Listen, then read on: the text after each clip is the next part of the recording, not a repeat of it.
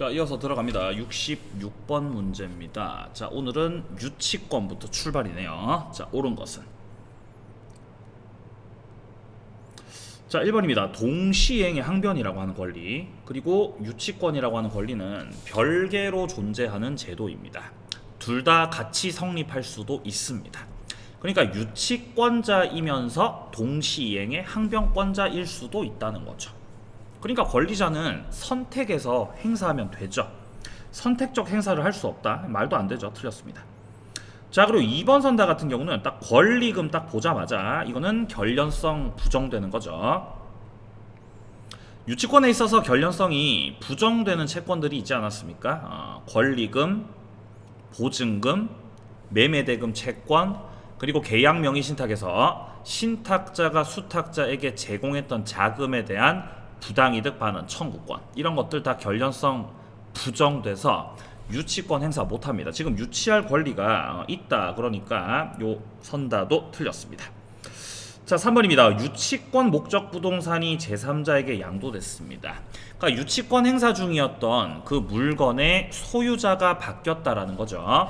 자, 그럼에도 유치권이라는 건 어쨌든 물권이기 때문에 물권이죠. 제3자에게도 당연히 주장을 할 수가 있겠습니다. 3번 정답. 자, 4번입니다. 비용상환 청구권 결련성 인정채권이죠. 유치권 인정됩니다. 않는다 틀렸고. 자, 5번은 채무자를 직접 점유.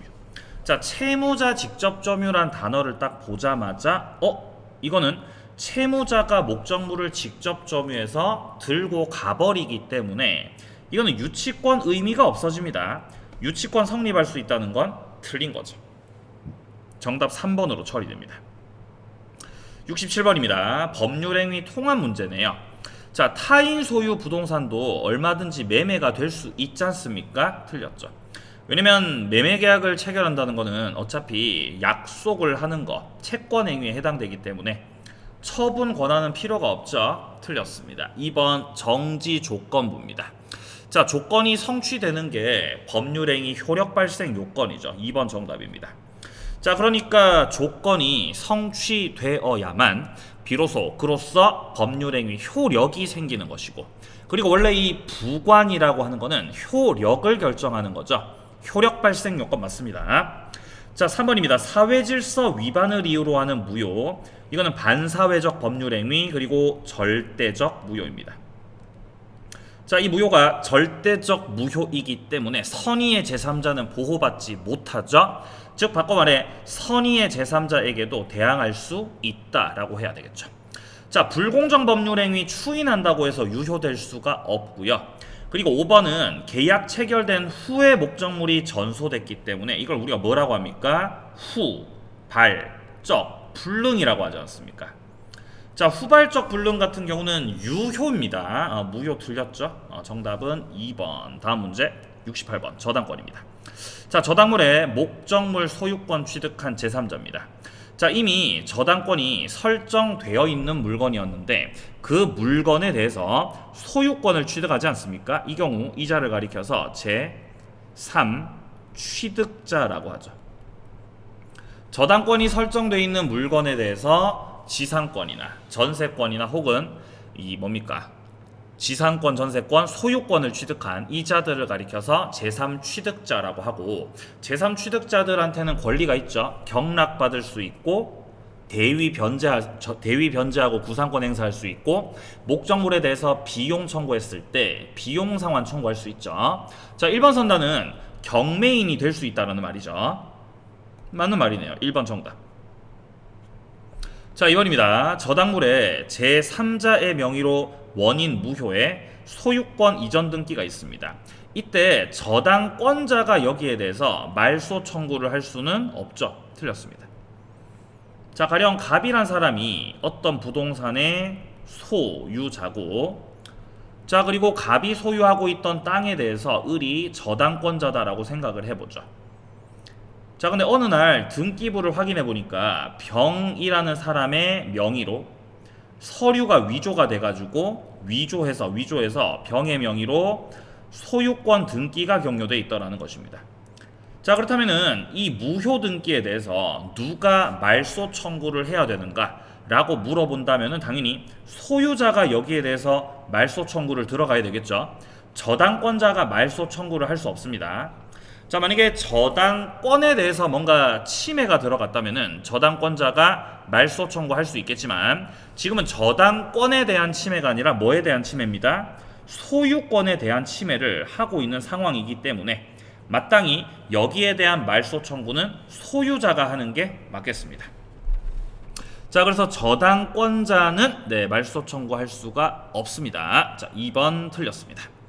자, 3번 선단은요. 나대지에 저당권 설정되고 나서 설정자가 건물을 신축했죠. 그러면 일괄경매 청구권의 요건이 뭐였습니까? 자, 이렇게 나대지가 존재하고 있고 나대지를 갑이 소유하고 있는데 여기에 나대지 상태에서 저당권 설정이 되고 이게 1번 요건.